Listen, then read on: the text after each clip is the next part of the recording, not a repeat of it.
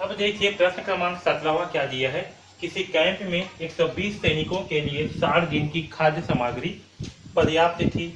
यदि 40 दिन बाद 40 सैनिक अन्यत्र चले गए तो शेष खाद्य सामग्री बचे हुए सैनिकों के लिए कितने दिन चलेगी। ओके, देखिए प्रश्न में हमें क्या दिया है। प्रश्न में दिया है कि किसी कैंप में 120 सैनिकों के लिए क्या है, 60 दिन की खाद्य सामग्री है। ओके, फिर 40 दिन बाद क्या होता है कि 40 सैनिक जो है कहीं चले जाते हैं, तो जो बचे हुए खाद्य सामग्री है वे और कितने दिन तक चल जाएंगे हमें पता कर।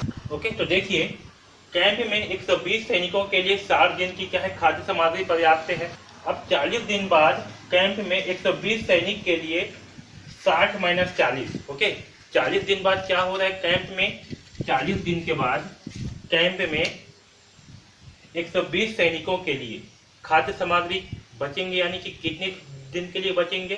तो देखिए पहले क्या है कि 120 सैनिकों के लिए कितने दिन की खाद्य सामग्री है, 60 दिन की खाद्य सामग्री है। ओके, 120 सैनिकों के लिए क्या है, 60 दिन की खाद्य सामग्री है।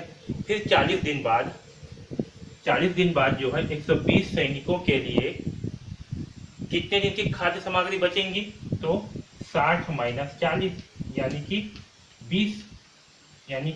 20 दिन के लिए बचेंगी। ठीक है, तो 120 सैनिकों के लिए 60 माइनस 40 यानी कि 20 दिन की खाद्य सामग्री पर्याप्त होगी। ठीक है, यहाँ तक समझ में आया सबको। अब देखिए ये क्या हुआ, 40 दिन तक हो गया। अब 40 दिन बाद क्या होता है, 40 दिन बाद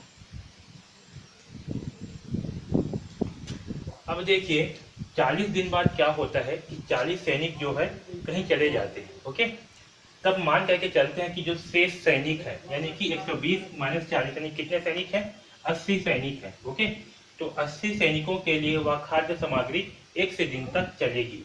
ठीक है, क्या होगी, 80 सैनिकों के लिए जो खाद्य सामग्री शेष है वह जो है 1 से दिन तक चलेगी। ओके, तो यहाँ पर देखिए यहाँ से हमें दो कंडीशन प्राप्त हो गए। पहला कंडीशन क्या है कि जब सैनिकों की संख्या 120 होगी तो उसके लिए वह खाद्य सामग्री कितने दिन तक चलेगी, 20 दिन तक। ओके, तो जब 120 सैनिक हैं, ओके, तो खाद्य सामग्री कितने दिन तक चलेगी, तो 20 दिन तक चलेगी, तो 20 दिन। ओके, अब जब सैनिकों की संख्या कितनी हो गई, 80, तो 80 सैनिक,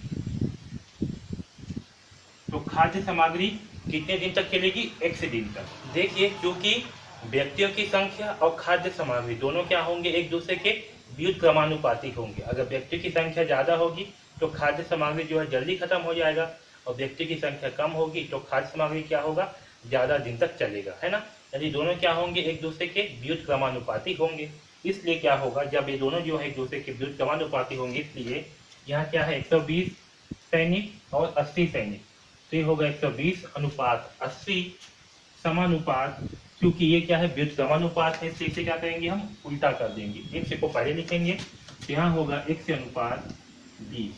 आया समझ में। अब इसे हल करते हैं तो 120 का गुणा होगा इस 20 के साथ में, और इस 80 का गुणा होगा x के साथ में। तो देखिए क्या होगा, 80 इंटू एक्स, तो ये होगा 80x बराबर, यहाँ 80 इंटू एक्स से करता हूँ। ओके, 80 इंटू एक्स बराबर 20 इंटू 120।